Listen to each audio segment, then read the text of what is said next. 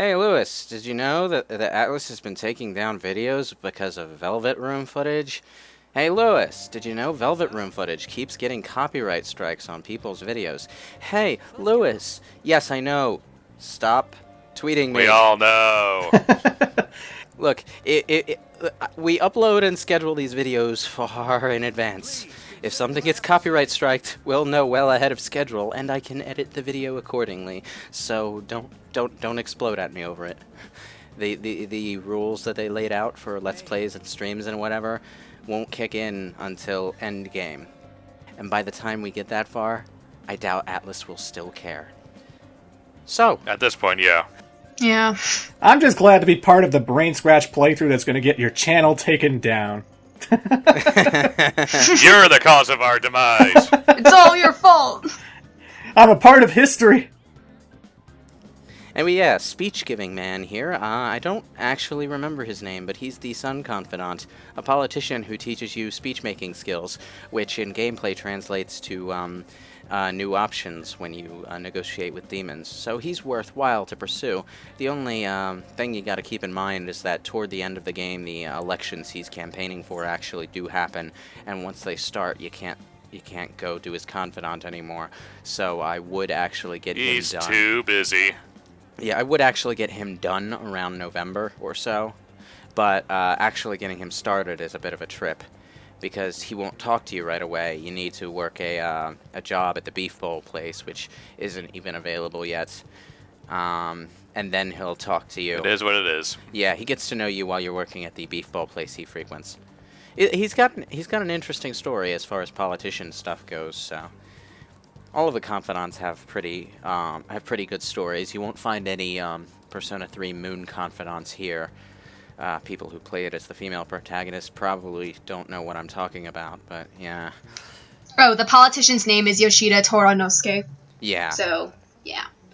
I think they call him No Good Yoshida because No Good Tora. Yeah, no Good Tora because he got wrapped up in political drama in the past. There was something to do with embezzling. It's a pretty shitty situation for him to be in, considering he's still trying to hold on to that starry-eyed idealism, you know? People are silly. Have you recorded the entire playthrough so far? No, as of now, I'm only up to around part 9-ish or so. I'm gonna record in chunks as we go. That way, as they release DLC, I can include those in the playthrough, and I can adjust based on what people are saying on this playthrough, because it's gonna be a long one. Okay. Because I was wondering if you were going for like a 100% social link run, where you were going to see every single confidant in the game. I am not deliberately going for it. I'm going to see what I can do just by playing the way I normally would in a New Game Plus and see if that works out. It shouldn't be too hard to get all the confidants done, though, considering I know most of the important tricks and stuff to get them done, or where the deadlines are, and I don't have to worry about spending days raising my social stats anymore. Yeah. If we're talking about completion, how much do you plan on completing the compendium or showing that off, if anything? I never bother completing the compendium in a Persona game, because all you really need is a small handful of really good Personas by the end of the game, and you're golden. In fact, Persona 5 pretty much lets you make any Persona in the game viable for endgame, although if you're gonna take on the Velvet Room twins, I'd still recommend getting the absolute best ones you can. But I was able to beat the game on normal with a really beefed up Arsene, really beefed up Ameno Uzume, and a couple other ones, some of the DLC Personas, which aren't as broken at endgame as they are by far in the early game. I was not min-maxing myself by any stretch. I was just sort of, coasting through the game, playing at my own comfortable pace, and it all worked out. We hate the cops. That's the tagline of Persona 5. It's also a very stupid thing to admit to someone. But yeah, Surly Manager here. Man, his name escapes me at the moment too. I'm gonna call you Surly. Iwai or something? Iwai, that's the name. Yeah. Yeah, is that his name? Yeah. Yeah, Iwai. Okay. He did say that guts is something that you'll need for him to show you the good stuff. So that is your clue that if you want to get a better weapon situation, you're gonna have to work on your guts and make that a priority. And it's a lot of guts. It's a lot of guts. Got yeah. guts. Mhm. Huge guts. You need rank 4 guts in order to start his Confidant, and you need rank 5 guts after rank 3 or 4 or something. But his Confidant... I got Ryuji's money. Time to go to the mall. But his Confidant allows you to take weapons you already own and upgrade them into stronger forms. So it gives you a bit more flexibility in how you equip your party. You don't necessarily need that function. I went the entire game without actually using it because I didn't start Iwai until way later. And by the time I started him, all the weapons his early rank skills could get me were outdated as fuck. So... Buy this weapon. That's a rusted pipe for your party. Yeah. With Iwai, you want to work on his social link early, or else you're not going to really get any tangible benefit from it. Yeah, I didn't even get to progress in his social link until October or November because of, like, all of the guts grinding that I had to do. Yeah. So yeah, you might want to start on that early. Yeah. You're buying weapons for a cat? Yeah, he uses swords. Those don't grow on trees, so of course I'm buying them. But this initial equipment setup, getting all the healing items and weapons at the beginning of the game is actually going to clean me out, which should give you an idea of how restricted your early game money is when you first start out a fresh new game. You're probably only going to be able to afford 2 weapons at this point. So, I mean, it's not super important to get the best of everything for everyone at all points in the game, and in fact, without some really heavy grinding, you're probably not going to manage that. So, as far as buying equipment goes, keep everyone at a reasonable level every now and then. Like if you notice they've fallen far behind, you might want to get them a new bit of gear to keep them useful. But just focus on keeping the characters that you're most interested in using well equipped. Surly manager, why are you selling a cat sweater? Yeah, which in my case was Makoto, Haru, and Morgana toward endgame because his healing spells are pretty useful, and Yusuke. I wound up using Yusuke quite a bit, actually. None of the characters are useless, I would say, and eventually you do gain a Final Fantasy X-like ability to switch out party members in the middle of battle that is from a specific Confidant, and I'll talk about which one that is when it's available. So, it's more important this time around to try and keep everyone viable. Like, they'll level up along with you, but you might want to at least give them semi-competent equipment and accessories and stuff, just in case you need to pull someone in to pinch hit. Protagonist, why are you carrying around all these weapons? It's funny to think, like, where is he carrying them? Because it's obviously not the bag. Otherwise, Morgana's got a sword shoved up her ass. His ass. Maybe just as a bag like Mary Poppins. Also, there's this weird vending machine here. I never use any of the items that come out of this, but I think they might be SP restoratives with, HP restoratives with drawbacks. Like using them, you can only use them in battle, and when you do, you'll restore HP and get some sort of penalty for using them. Which, might be a good thing to do during random battles if you want to save a bit of SP. Like, if you got one character who's not as crucial to the random battle you're in, you can pop one of those in, have them defend, and they'll gain a little HP back that you might have had to waste a healing spell restoring. That kind of thing is a viable tactic. Sometimes you'll find ways to work around the SP management aspect of this game. Why am I buying so many goddamn taste test things? I think I was just... I don't know, but I know Japan's the land of vending machines, but even having a military rations vending machine is a bit much. Well, that's because this store is a gun enthusiast shop, so it's more of a novelty. Some stores keep really odd shit just because it fits their theme. And, like, it's a curiosity. Like, even if someone doesn't buy them, if they walk in and they see that thing there, they stop, they take interest in it, and then they remember the store more when they leave. And that keeps customers coming back. It's a weird psychological tactic, but it works, surprisingly. The customers who come into this goddamn coffee shop, I don't like them. Not a single goddamn one. They sure love to talk a lot about recent events around. Yeah. I mean, I get the sense you're not supposed to like this guy, considering his NPC name is Haughty Regular. But he's that guy who just sort of starts a political conversation with you to flaunt his knowledge of current events. And I got to admire Sojiro here, because he's just trying to be all zen. Most of his responses are, "Oh, that's not really my concern. How'd you like your coffee? Come again?" He just deflects over and over.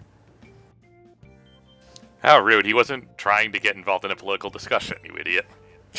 Well, I think he just said that story is preposterous, because the topic might be the mental shutdowns right now. I was only half paying attention. It is.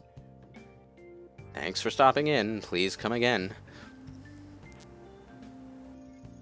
I only say this out of politeness. The most Good backhanded for you. compliment. Quite a compliment. Ugh. Customers, am I right? Sojiro's Confidant actually does have a stat boost bonus. A social stat boost bonus, I mean. It lets you, I think it's your... Is it your kindness, or is it your charm? It's your One of the kindness. two. Kindness. Yeah, you increase your kindness by learning about customer service from him, which is something that I think other games with jobs that you could do have done. Like Persona 3 Portable introduced part-time jobs you could do at night, and you'd gain some charm by working at a coffee shop, that kind of thing. Yeah, Persona 4, if you went to the hospital, you'd get more brave, because apparently the hospital's haunted and scary, so...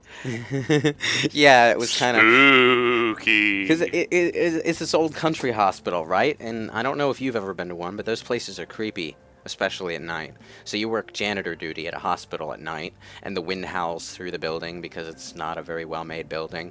And, yeah... Yeah, I'm sure one of the Fatal Frames has done it before. Yeah, probably. Although Fatal Frame seems to prefer, like, old Japanese mansions that are super haunted and stuff. Alrighty Don't you know, then. Japan, everything's haunted. Well, a lot of Asian mythology has to do with spirits of the dead and all that.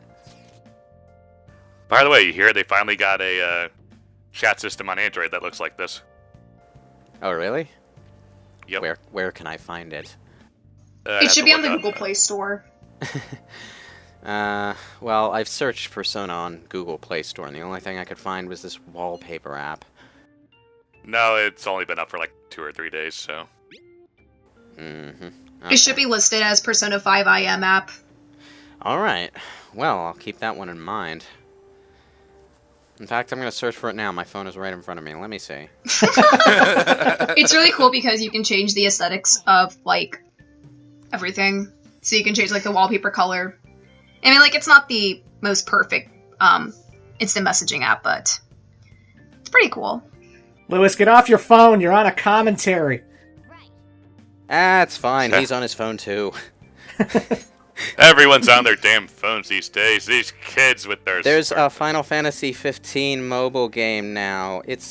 No, please tell me you're not doing this, Square. It's a kingdom simulator. Wait But a don't you minute. want to play Noctis's Big Fishing Adventure 3? It's called Final Fantasy 15 A New Empire, and it looks like it's going for that goddamn cliche kingdom simulator. Why are there... Does it have King Regis on there, and it's just one of those generic basis things that tells you nothing about the game as the icon?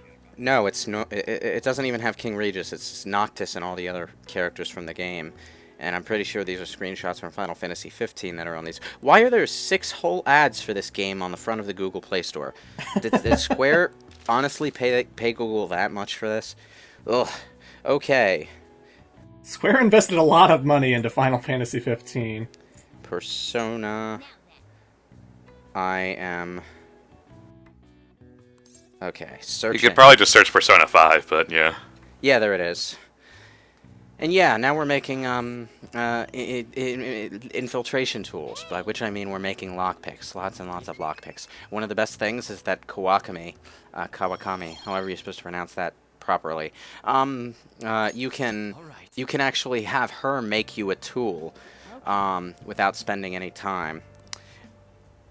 It's like, I think it's something that might only happen after you reach rank 10 with her, but while you're doing her Confidant, you can call her over for 5,000 yen and have her do various tasks, or you can spend that 5,000 yen to just rank up the Confidant. But she'll do various tasks. Yeah, she'll do stuff like make your coffee, make your curry, do your laundry, and make your laundry. And later on, she can give you a massage that restores you after a metaverse adventure, so that you can use your night slot for something, which is super useful. And she'll also make infiltration tools for you, but she can only do one per day, whereas as your own proficiency stat increases, you can do a whole bunch in one day. But you do want to spend time making tools yourself, because it is a good way to increase your proficiency score.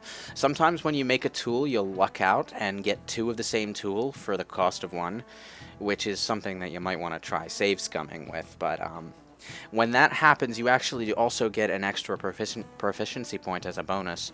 So it's actually a really, really handy thing to have.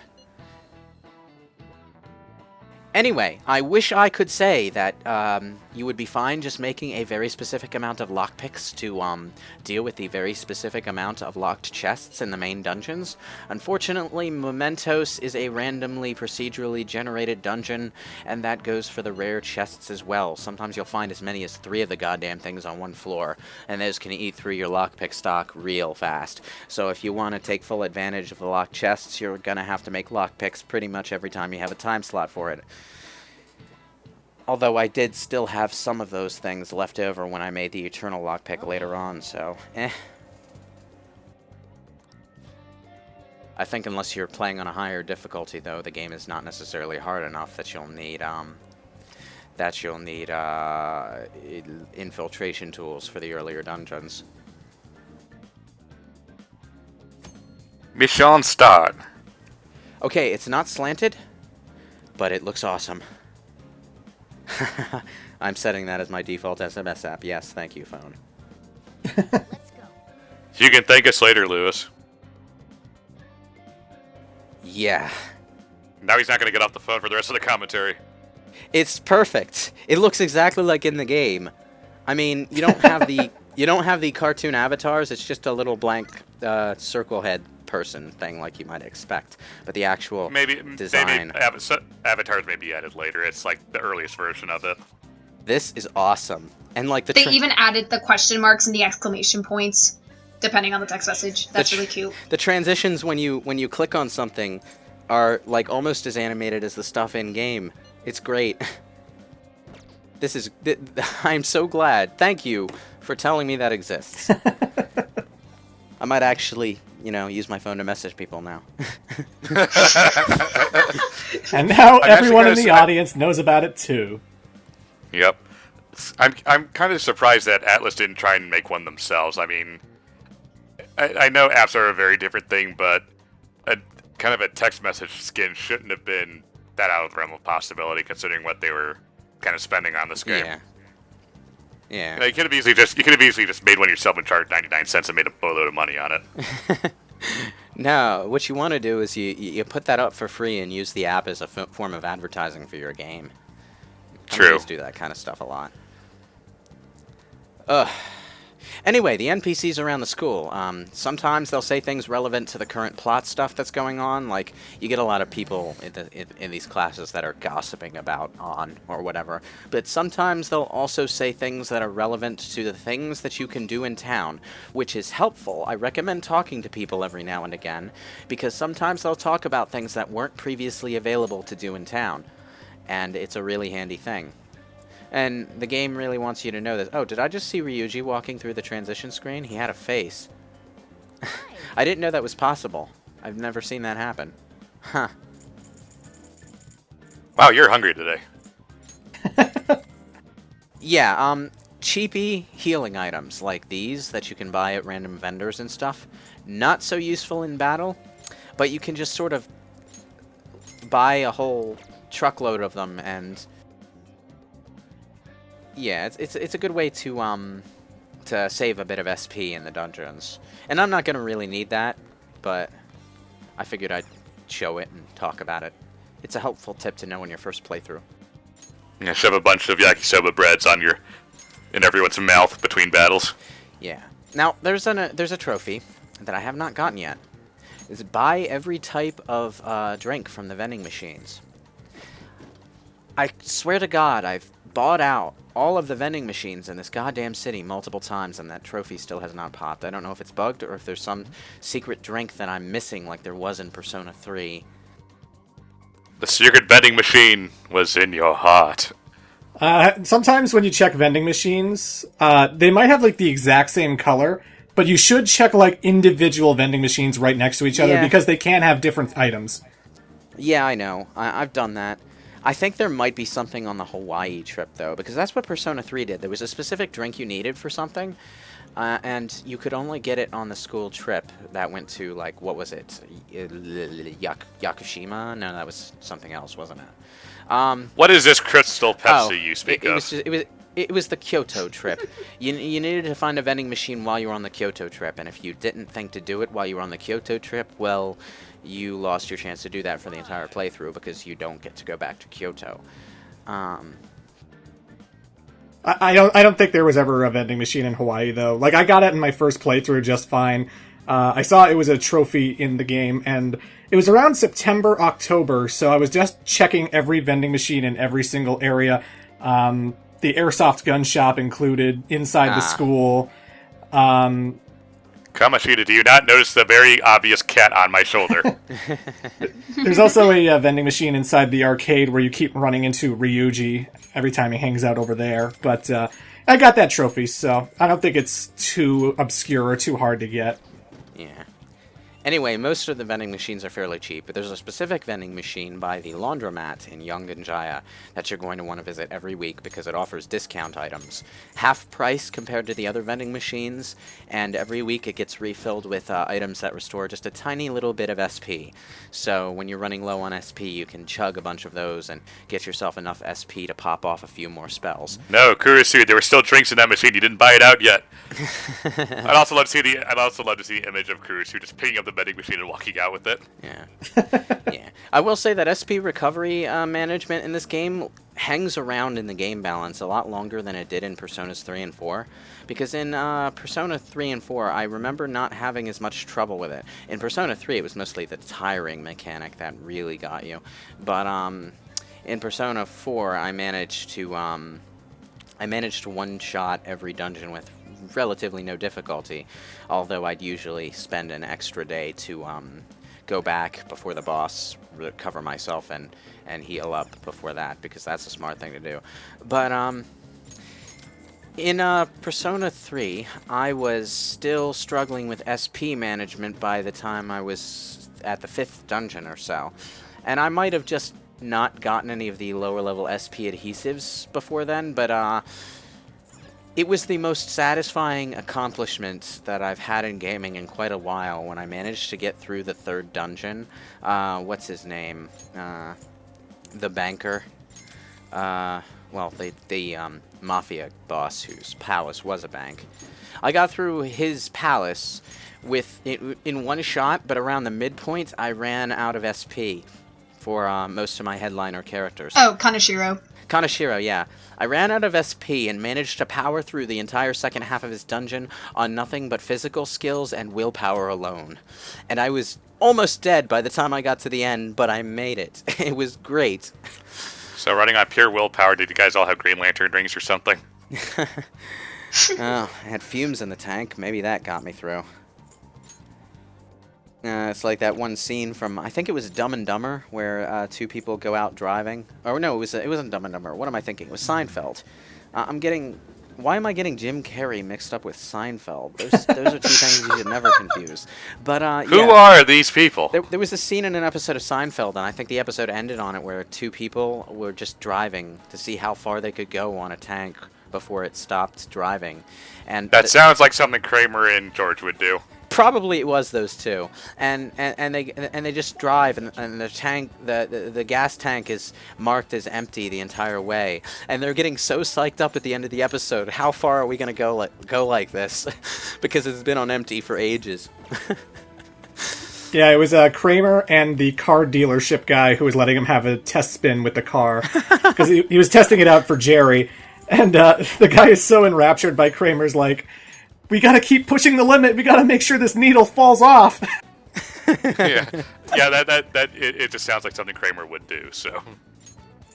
The punchline is eventually they go on a second trip, and then the car finally does break down, and Kramer's like, okay, I'll let you know. And then he just walks out, leaves the guy stranded on the highway. Oh, man. That's great. Anyway, yeah, a lot of the drinks are brand named. Nestea is named Nasty. 7-Up is 1-Up. Starbucks is Starvix. Is Starvix like Starbucks and like Vicks Vapor Rub? Then you get like Red Bull is Mad Bull, Monster is Creature. It's great. Creature is a good one to grab, by the way, because it cures sleep. And sleep is it's an energy drink, so... Yeah. It's just that it's slightly more universally useful because an item that you can get for cheap that cures a status ailment is going to be more useful later on the game and in battle than the little healing drinks that you can get. You can also get some low tier healing items at the general store, but I never really. Who sells individual band-aids? Well, it's a bandage roll, really. So. No, I know. It's just one of those. It's just adhesive bandage. Yeah, it's just you should never really mix up band-aids and bandages. Band-aids are little bits of tape that you put over boo-boos. Bandages are things that you wrap yourself up with to stop some high-tier bleeding action. The One Piece method of healing. Everyone's totally injured and broken bones and all sorts of shit. Just wrap them in bandages and you're magically cured. Yeah, well, we aren't all Resident Evil 7's protagonist. We can't just spray our arms and reattach them. Oh no, I got stabbed in the hand. There we go. I can't believe they actually animated that in Resident Evil 7. Jesus Christ. I love... Did you know that there's a scene where, like, the Baker dad, Jack Baker, can, like, cut off your leg? And you just literally, like, pour it right back together? Yeah. Yep. Anyway, the discount store we were just at has two specific items that are pretty useful. One is Garden Energy, a low-tier fertilizer, and the other is Protein. These are both useful for certain things that you can do. Once you've cleaned up your room, you can start caring for this house plant that's just in there and still alive for some reason. And whenever you put fertilizer in, it boosts your kindness. If you get better fertilizer, you get a better kindness boost every time you do it. And I think it's like 13 days or so between fertilizer doses that you can do it again. So buying a couple fertilizers for that is a good thing to do. But I wouldn't buy too many of the ones from that shop because there are more expensive ones that you can buy elsewhere that get you a bigger kindness boost, and you want to go for those because that means you have to spend less time boosting your kindness doing other things. The thing about the plant is that it boosts your kindness without wasting a time slot, and anything in a Persona game that you can do to boost a stat without wasting a time slot is something you should definitely take full advantage of. Yep. Scheduling. Yeah. Protein, on the other hand, is for when you work out. I'm not sure if you can use protein when you work out on the ceiling beam in your room because you can. I haven't done it, but you can definitely do it at the gym. You can? Okay, good. Yeah, you can definitely use protein during any of the exercise things. I'm in a second playthrough right now, so when I had free time and I had no confidants to do, I would actually go to the gym and see all the various things he does, because he gets better at every single activity. First he'll do lift ups, and then he'll be first you'll be running the treadmill in the gym, and then he'll actually start lifting weights, and then he'll start doing some that karate where you hit the log, and there's it has all those extended logs out. Yeah, there's an animation for pretty much every trip you take to the gym, and it goes on the natural cycle of you start out really crap at what you're doing, then you get better, and then you get so good at it that's not really challenging you anymore. And on that last trip of that cycle, you'll actually get less of a boost, but the next time you'll start something else. Yeah. And they really tried to make it a realistic gym goer's experience. Of course, it's not realistic at all because it takes 3 trips to the gym, 4 trips to the gym maybe to get through one workout regimen. And But going to the gym is worth it if you can find the time, because the HP and SP boost you get from doing it is about equivalent to this type of boost you could look at when Karusu levels up. And when you drank protein, you also gain 2 additional HP and 2 additional SP. Now, I've heard, I haven't actually found it myself yet, but I've heard that if you go to the discount store on a rainy day, you can get a better protein. Which I'll have to try out. A better singular protein. A better protein shake that gets you a higher bonus when you use it. If that's the case, then... I'm just making fun of the image of like someone handing you a tiny clear plastic bag and you can't see anything. And they're like, nope, the single protein is in there. Oh, man. It'd be like ingesting Magatama from Nocturne. But, yeah, if that's true, then the better version of the protein is the one you want to stock up on. The only thing that you need to know is that, you know, you use one. You have the option to use one every time you work out, and that's the way to get the best return on your time investment for going to the gym. There are also the part-time jobs, and if you want part-time jobs, you got to go to the magazine racks in the train station to apply for those. I did 2 of them, but you can't apply for the beef shop job until you're allowed out at night, which isn't going to be for a while. The convenience... I just wish it were that easy to get a part-time job in real life. It's like if you call your boss and you're like, hey, you got a job. Yeah, I hear that. I'm job searching in real life is a pain. I'm still looking for one. But we all are at this point. The thing about the jobs is that the convenience store is just a money job. You do have to work there a couple times for specific event triggers, but it's the beef shop and the flower shop that you want to spend the most time on, because the flower shop, it increases your kindness when you work there, and the beef shop increases your proficiency because it's such a demanding job with so many customers that you have to serve in rapid succession. And the thing about the jobs is that occasionally when you do them, you also get variances in the event. Like, sometimes you'll actually have to listen to orders, remember them and write them down, and get them right when it comes time to serve them up. And if you do that successfully, you'll get some extra money for that night. It's an interesting system that keeps you on your toes, and in general, I think Persona 5 does a better job of making the individual things that happen on individual days more engaging, just by, you know, throwing in some mix-up elements like the hangout system for confidants that you don't have a rank up with yet, or the jobs, or there's another thing that I'm thinking of. The batting cages is another thing that you can do. I think that's a way that you can increase your proficiency, but it's this kind of Yakuza series style minigame where you have to time a swing to hit better shots from a baseball shooting machine, and if you manage to get a home run or hit all 3 balls in one go, you get a prize. Sounds simple enough. Yeah, it's simple, but it's also a pain in the ass to get right. I only did it once on my New Game Plus, and I save scummed it on one particular day so that I could get the trophy for scoring a home run, because there's no way to intentionally score a home run as far as I know. It's the direction your ball swings is kind of a luck-based thing. Yeah.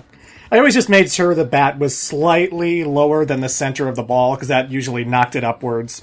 And that helped me out. Yeah, generates some lift. Yeah, that's one way to go, but you can only really control your bat's vertical orientation. You can't move it from side to side to make it go better. Okay. Whoops, every vending machine is sold out until next week. I guess nobody's getting drinks on their way to on their lunch breaks. Those are like 2 drinks per vending machine. Pepsi Man, Young and Jai is out of Pepsi, and the place is going to riot unless they get Pepsi. Pepsi Man. Oh, man. It would be great if they had like a Pepsi Man costume for this game, or something parodying it, more likely. Because there's the Featherman outfits. Yeah, Pepsi Man was more of a Japanese thing, if I remember. It was only a Japanese thing. I do miss the Featherman outfits. One of the cool things in Persona 4 was that you could you could dress everyone up. Persona 4 Golden specifically, you could dress everyone up in these tokusatsu Power Ranger type gears, and when you were wearing them, their victory poses would change into Power Rangers poses or Sentai poses, whichever way you want to think about it. Featherman being somewhat important to the Persona series in general, because Persona 2 Featherman masks were a bit of a plot point.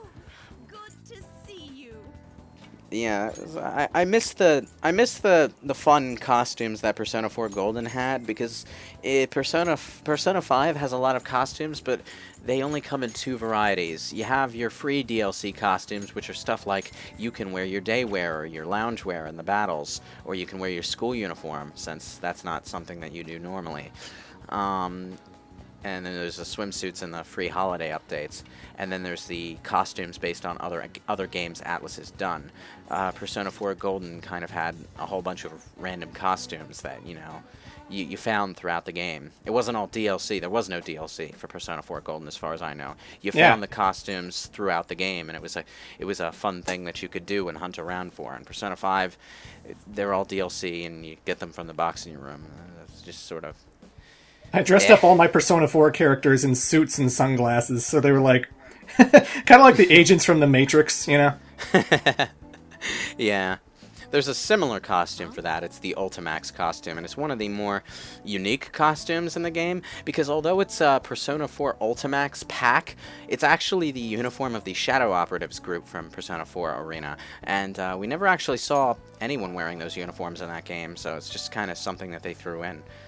And the Dancing All Night costume pack is also interesting, because instead of costumes that characters from Dancing All Night wear, every character just sort of has this hypothetical character design that they might possibly wear if they were in a dancing game, but it's not as far as I know, it's not a costume from that game. What are you trying to do? Atlus has a lot of trademarks they just made with like P5D and P5 this, so who knows? Yeah, I know, Who knows? But companies... scattershot random copyrights sometimes just to, confuse people who are trying to follow what they're doing behind the scenes. So who knows if they'll ever actually do anything with them. Yeah. Anyway, it's time to actually start out Takemi's Confidant. Now, Takemi is not stupid. She knows you're bullshitting her. She allowed you to buy basic medicines before because she, frankly, doesn't give a shit and is more absorbed in her own thing, which is, spoiler alert, trying to develop a medicine for a terminally ill child. However, when you push the matter,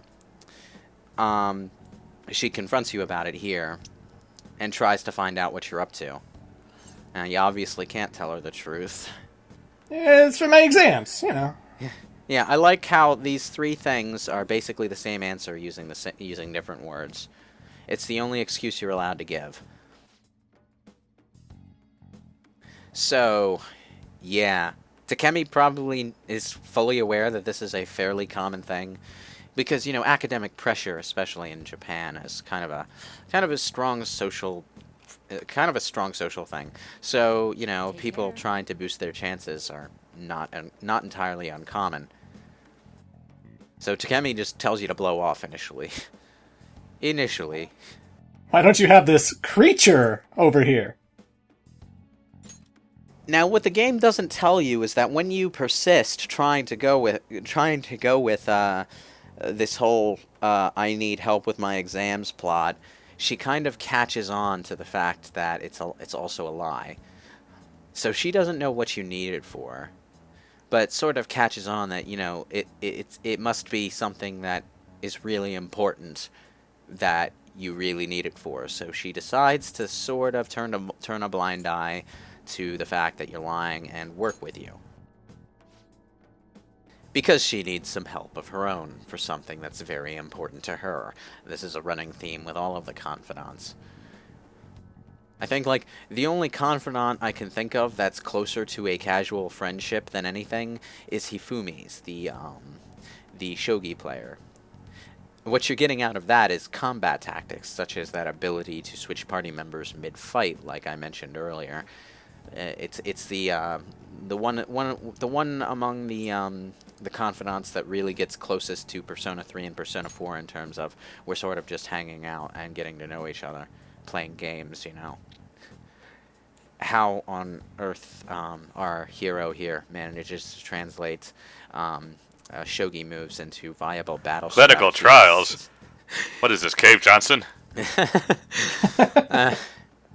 Well, Am I gonna be turning into a mantis man? I haven't played Persona 2 in ages. I should probably do that because I still Persona 2. I still have the PC version of Persona 2. Did I say Persona 2? Yes, you did. Yeah. Portal 2. I should probably play that again soon. You see, I bought that on PS4, but if you remember when they released that, the PS3, the PS3 versions of the games came with free Steam keys for the PC version. So I wound up trading in Portal 2 after I had finished it up on PS3, and then realized on my way back, wait, I still own the game. I've got it on Steam. Oh God. Because I just sort of entered it into my Steam account when I got the game and then forgot about it. A lot of Steam games are like that, unfortunately. Well, I mean, if I have a game on console, I'm probably going to play it on console. And I mean, I know it's the first-person shooter, at least in terms of controls. So keyboard and mouse, man, it's so much more precise. But like, I don't care. I prefer consoles. I prefer the feel of a gamepad in my hand.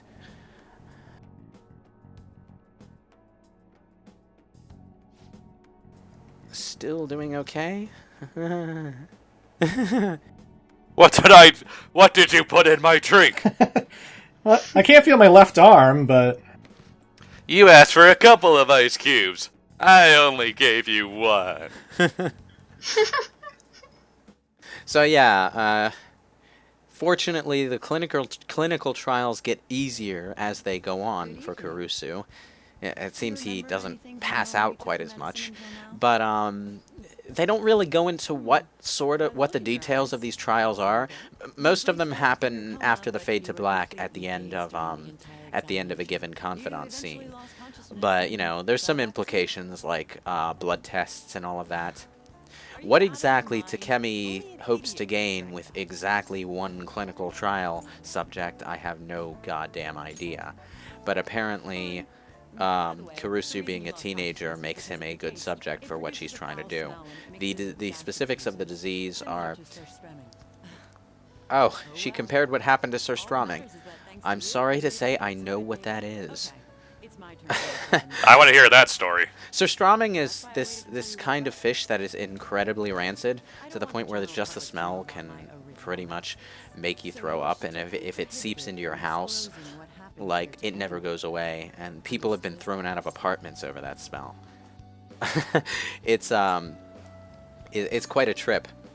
And like the most of what I know from surströmming comes from this Ashens thing, where someone actually tried to donate him a can of surströmming, and he didn't do a review video of it. He did a video where he brought it out on camera and told everyone to please not send him surströmming because bad things can happen. Like the can he had was bulging with pressure from the inside, meaning it might burst and start leaking at some point. He had it in like 2 plastic bags to keep it airtight. Oh God. Yeah, surströmming is not something that you ever want to experience in person. It's just sort of a curiosity of the world, as far as I'm concerned. It's one of those incredibly disgusting delicacies that I don't know why exists, but I think it's literally rotten fish. Anyway, yeah, now we have our first confidant with someone who is not a member of our team. When you play a New Game Plus, you get to keep all of the items that you got from your Confidant characters during the now customary endgame walk around town where you talk to all of the people you made bonds with while you leave. The item you get from Takemi is one of the most useful in the game, because from the moment you get rank 1, it gives you access to all of the items that she sells. Those aren't, I think those aren't the only bonuses that you can get from her confidants, and you don't get all of the bonuses that you'd get from confidants just because you have their item in your New Game Plus. You get very specific ones. Some of the ones, like the Fortune Teller bonus item, are incredibly useful because they let you access all of the services that character would allow you to do. without having to rank them up. Like I think Kawakami lets you do the massage, which you wouldn't be able to do until rank 10 otherwise.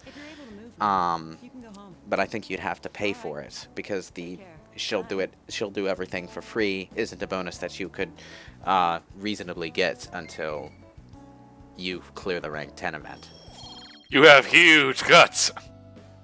I have huge everything. Oh my. I am the ideal man. Even my frizzy hair is, well, I'm sure it's a turn-on for someone. I mean, look at it. It's like your boyfriend is a plushie. Just, cuddle with it. Sojiro asks, you better not be in trouble. Well, I did just get drugged by a woman, but, it's an average Tuesday. Sojiro would then just kind of rock us and go, oh, right. That's my boy. You know something that gets me? In the Valentine's Day event, Sojiro doesn't even comment on you dating adults. Like, he doesn't at all. Yeah, aside from just like the, oh. Like, that's about it. Oh, also, I'm not going to be doing it during this playthrough because unless you have knowledge points to gain, it's a complete waste of time. But on specific calendar days, quite a lot of specific calendar days, in fact, there's a magazine on one of the tables down in the diner. It lets you do crossword puzzles, and if you do the crossword puzzle successfully, you get a knowledge boost. Dude, now I can play Melee all I want. The thing about those well, no, we don't have a game console yet. That's a separate purchase. And damn it! And I think it's like, I think the name is like a combination of Famicom and Master System or something to that effect. But I need to perfect my fox. I tweeted it a while back, so I don't really remember, but I did have it during my last playthrough. Anyway, the crossword puzzle answers are interesting because most of them come from the coffee and curry trivia that you can find by making coffee and curry, so it sort of feeds into each other there. So you might want to do a specific, like when you're doing playthroughs, you might want to do a playthrough that's focused more on just spending time in the cafe, if you want to experience that naturally. Okay. One of the things about the way this game is laid out is that if you focus on one angle of the game, you've probably got enough material to focus on for 3 playthroughs. I wouldn't necessarily recommend doing those playthroughs one after the other, because that's a surefire path to burnout. But it helps the replay value that you've got some different things to do during the schedule. Anyway, all those difficult books that we just cleaned up and stuffed away in the Hammerspace universe or whatever, the only one we got is a magazine that's a guide to the local area. Karusu, I'm disappointed. He's not going to be reading Aristotle or something. Well, yeah, but because he just stuffed all that stuff away, he has to get books elsewhere from the bookshop and whatever in order to boost his stats. Yeah, but you need to get books you can actually read. Well, yeah, but it's not... I mean, if you can read Japanese, you can read it, can't you? Not quite the same thing, but... It's like he didn't even look through it all. It's just like, hey, this magazine looks easy, let's keep this one. The rest looks... well, too much of a drag. Anyway, yeah, we have these 2 teenagers having this not at all awkward or unnatural conversation about self-improvement. The calm student and the dull student. I'm going to call these the tutorial kids. Because why else would they be talking like this? Who has conversations like this? Hey, bro, do you know about these things called books? They, make you smarter and stuff. Whoa! I mean, the logic makes sense. Read more books, you'll have more stuff to talk about when trying to break the ice with unfamiliar girls. But like the way that this whole conversation is framed when they're It's talking, the library where you go to borrow books. No shit. I mean, this is a conversation that I might find, feasible if it was an older guy trying to give advice to a younger guy. But these are just high school students. What high school student talks like an actual self-help book? That was a good final sentence. Oh, man. Anyway, yeah, the school library is a good place to pick up books. Because you could get books for free there, as long as you remember to return them when you're done. And they do boost your stats, but they're also books that are about the personas that your characters have. So you can pick up a book on Arsène Lupin and have your character read that while they're on the train. This guy. He looks interested in biology, all right. This guy is the teacher who's the most like the teachers from Persona 3 and 4, in the sense that he's mostly quirk and not so much that teacher who's really stern and stick up the ass, you know? He's just kind of flamboyant. He's not as flamboyant as the ones in the previous 2 games, but I guess they decided they had to have at least one quirky teacher. I mean, the other teachers are just like Kawakami, who's an average homeroom teacher. The other guy, who's really stern and throws chalk at you occasionally. And this dark-skinned woman who piles on way too much makeup. Who is, sad to say, is someone that I've seen in professional environments far too often. The kind who's wearing so much lipstick that it goes beyond their lips and just sort of covers the area around their lips. That kind. Okay, so I know this teacher isn't in 5, but who's the which game had the teacher with the puppet? Was that 3 or 4? The puppet? Mr. Garrison? I think that was 4. That's what I was thinking. We can get taught by Mr. Hat? Yeah, pretty much. The teachers in Persona 4 were considerably wackier than the ones in 3. I'm gonna wear this Egyptian headdress the entire time. Yeah. Well, they gotta entertain the really rural town. Yeah. Well, the Egyptian headdress was a running joke because at one point in dialogue that headdress-wearing teacher references the history teacher from Persona 3, and the history teacher from Persona 3 was the one who was obsessed with samurai and wore a kabuto in class. What did you say, Mr. Kurisu? I said, Mr. Yuta, you can suck my dick. Ugh, I'm coming down with convention flu. Mr. Haruda, can I go home? Oh yeah, now we're bringing up issues of cognition. Every now and then a lesson will prompt this short conversation with Morgana about how the things they learn vaguely relate to their understanding of the metaverse. Usually in some roundabout way. God damn it, Caruso, stop bringing that cat to class! Anyway, yeah, before we go to the metaverse, we actually do want to spend some time with Ryuji. And the class, not the class, the text message seen here sort of crowbars this option directly into your face, because they really want you to take it, because it's the smart thing to do. I would recommend taking the game up on this one. But you don't have to. You can actually go straight to the metaverse on the 19th if you want. But if you rank up with Ryuji now, not only will you get one rank closer to being able to use the gym, you'll also unlock his Baton Pass skill. And it's a good idea to do that because Morgana doesn't have Baton Pass and won't have it until until right before the boss fight, actually. An has it, but that's just one option. Giving 2 of your characters the Baton Pass gives you some much-needed flexibility that will probably save your neck in the dungeon at least one occasion. So, oh god, suddenly my nose is all stuffed up. I really am coming down with convention flu. Well, ultimately, that's why Baton Pass has been a staple for the Pokemon metagame for basically since there was a metagame. Baton Pass? Pokemon? Yeah, Baton Pass. Yeah, but there's a Baton Pass move in Pokemon where you switch out on the turn and pass any stat buffs or decreases to the next Pokemon. Would that allow you to use an ability from that new Pokemon on the same turn? Depends on what the ability the original one was, yes. Huh. Because there are abilities that let you kind of transfer other stuff over as well. So there are certain Pokemon that allow you to use their ability to do certain things with Baton Pass. Well, I mean, like, when you use Baton Pass, does that next Pokemon get a chance to attack immediately? No, but it's basically a way to, oh, I have a defensive Pokemon that can take a few hits. I'm going to spend a few turns building up its defense with stat building moves, and then Baton Pass to a weaker one, so it can take a few more hits while using its, awesome special attack or something. Oh, unfortunately, that's completely different than the Baton Pass here. But hey, look at all the new medicines that you can buy with Takemi's Confidant ranked up to 10. There's an accessory shop here that sells medically inclined accessories, and you can also get access to a bunch of higher level healing items, which aren't incredibly necessary at this point in the game, but do make life easier if you can get your hands on a few.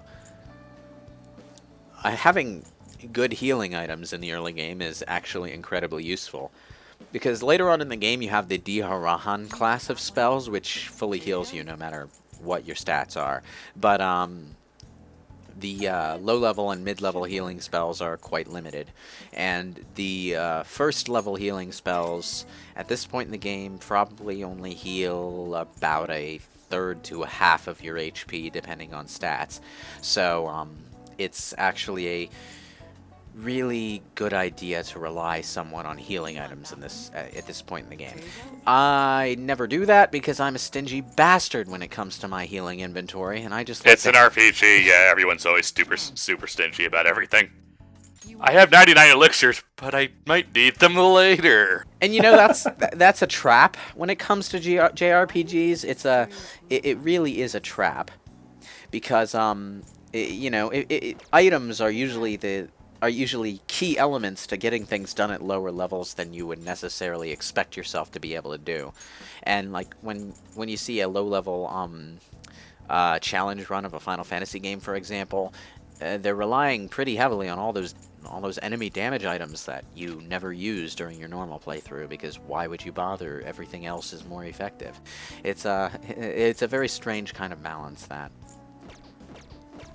But anyway, yeah, SP Adhesive 3s are available once you've ranked Takemi up. I think they might only be available at rank 10, but I'm not sure. Don't quote me on that just yet.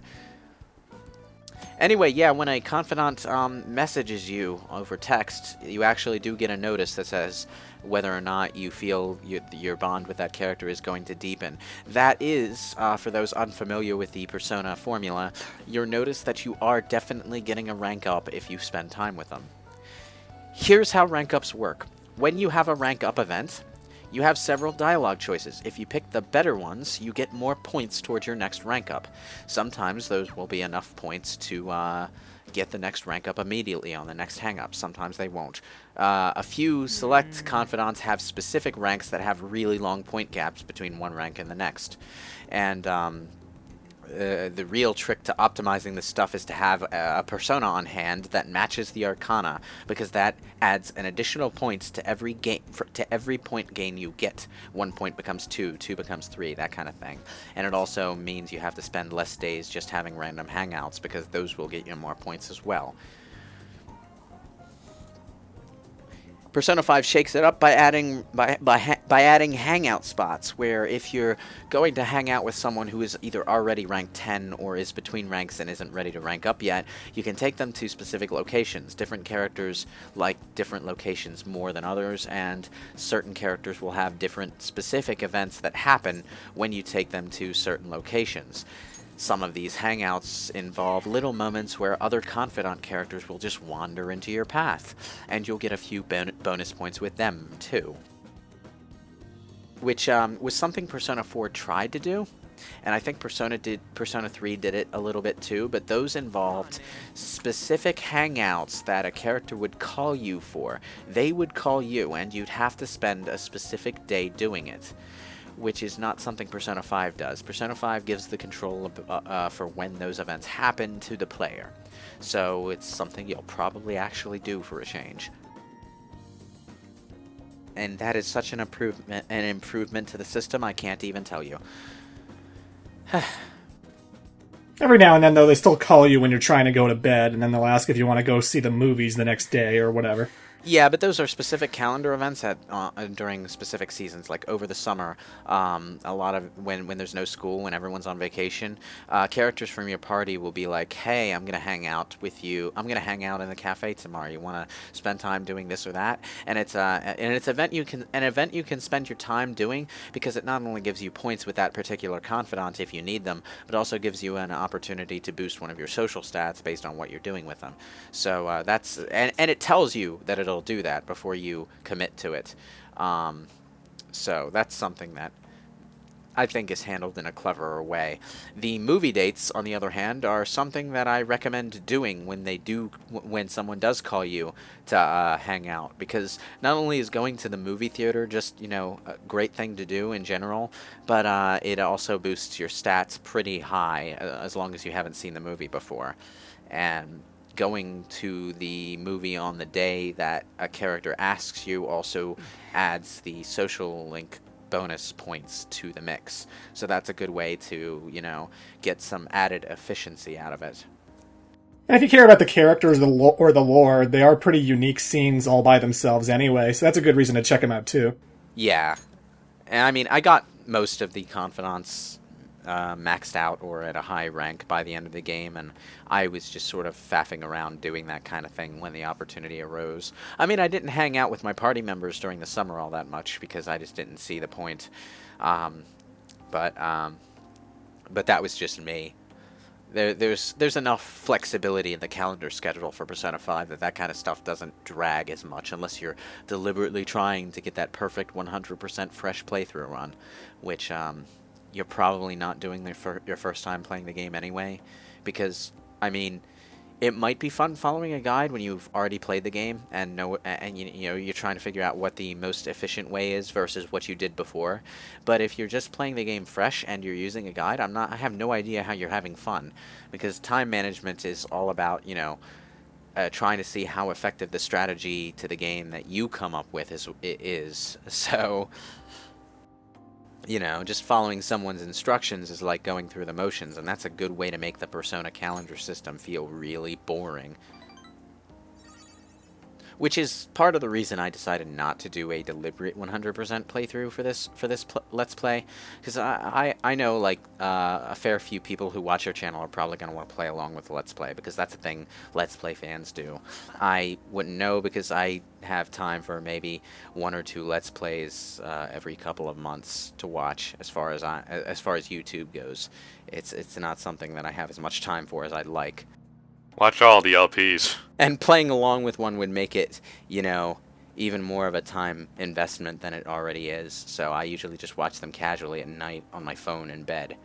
But I found that if people do that, they tend to do it for RPGs because they're a bit more controlled than others. Yeah, I can understand that. Rank 2 up. Yeah, rank 2. Here we go.